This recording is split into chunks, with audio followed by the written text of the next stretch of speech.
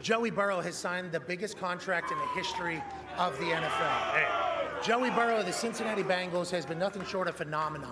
Whenever he got a chance to start for LSU and they go on that magical run where he puts together the greatest college football season that college football has ever seen. Alabama people were watching Joe Burrow at LSU saying, damn, that is what a quarterback looks like. That's right. Wanted him.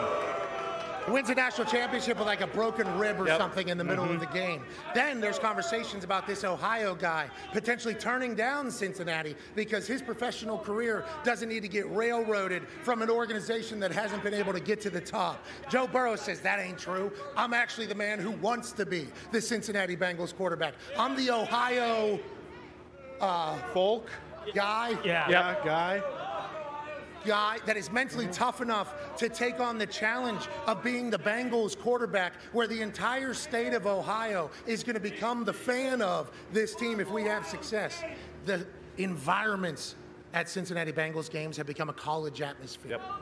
The games, That's good. Somebody out here does not agree. But the games have become must-watch. The offense has become a top 3 one in the NFL. And the Brown family started doing actual business.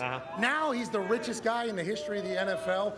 Well-deserved, well-earned, and I want to let him know we appreciate him, although these people do not. I mean, this is ridiculous. Are they that jealous of LSU? I didn't realize Alabama was still kind of sad about it, but I mean, what, the Bengals are set now and this resets the market for quarterbacks? Is Mahomes? Did you see what they said about the timing of the deal as well? That it was strategic right before the Chiefs game, as if that was going to affect Kansas City because of the budding rivalry between the Bengals and the Chiefs? There is a chance right before kickoff there, Patrick Mahomes opens his phone to call his wife. Oh, okay. Hey, babe, how you doing? Hope you're okay. How are the kids? How are the corn dogs up in the suite? Get that champagne ready to spray all over the fans underneath you. We're about to have a big-time banner night. And when he did that, he got an update on his phone, notification. Clicks on it. It's from Shefty's face. Boom.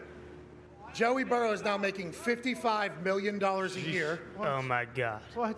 Patrick Mahomes thinks to himself, I'm not.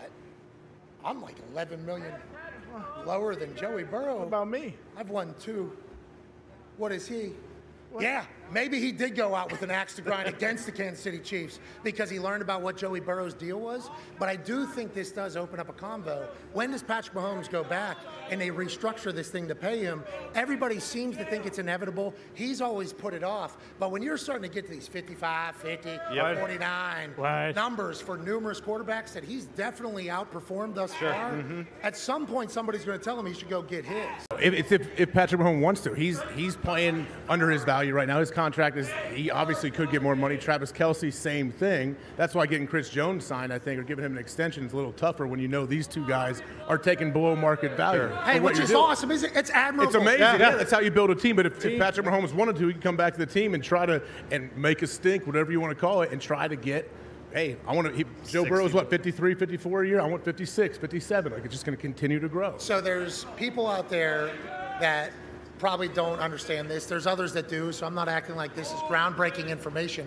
But it's actually not as easy as you would think to take a smaller deal, which sounds absurd. And the reason why is NFLPA, if a star player takes less money than what he could go get, they're on him and his agent's ass about the precedent that this is setting for the next generation of quarterbacks and players. Like, the weight of the world gets placed on some of these guys' shoulders as they're negotiating contracts. Like, hey, you got to do it for the next class. You got to do it for the next quarterback. You got to reset the bar. So anytime you hear somebody step up and say, hey, you know what? I'll take less. The amount of conversations that they've had to cipher through is very admirable and should be talked about. And Patrick Mahomes is seemingly a guy who's going to remain steadfast about that. And I think that's a beautiful thing, because if that number comes down on the QB, maybe that running back market isn't as. There you go. Whoa, I don't want to point out the roll-tide elephant in the room. But, maybe that quarterback one doesn't get as absurd. Maybe there's other money to spread on other parts. And that's what Patrick Mahomes has said. Build a team. I want to win. Will he remain that way? and it's going to get tough to do so. Well, especially when you talk about the hometown discounts, and then when we first heard of Patrick Mahomes' initial deal, when it was reported 10 years, $500 million, and then a year or 2 years later, we heard what the actual number was, and it was like, okay, well, that's not anywhere close to what they reported. So he has been severely underpaid for the last several years. How long can you go when you've won multiple Super Bowls and MVPs and just be like, okay, I'll be the good guy, I'll take the hometown discount again? Watching quarterback seems like forever.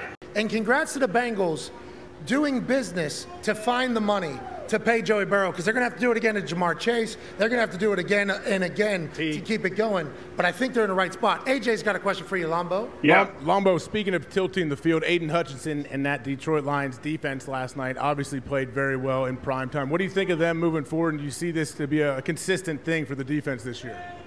I think they're gotten better on defense. Those guys inside have really improved. They're physical. They're tough. I mean, look, they moved Hutchinson inside over that 3 technique because I don't know what game those referees were watching, but Taylor lined up in the backfield. I mean, I've never seen a guy line up in the backfield like that, right? And he could have been called for, and they kept penetrating the A-gaps. I mean, Mahomes got pressured more than you think. And when they kept Mahomes in the pocket, that's when they really excelled. The good part for Detroit is, AJ, is their secondary held up. I mean, look, their Chiefs receivers are not great, but their secondary held up. I think that defense, if they could just be middle of the pack, right, and win situations like they did on 3rd down in the game, they're going to be okay.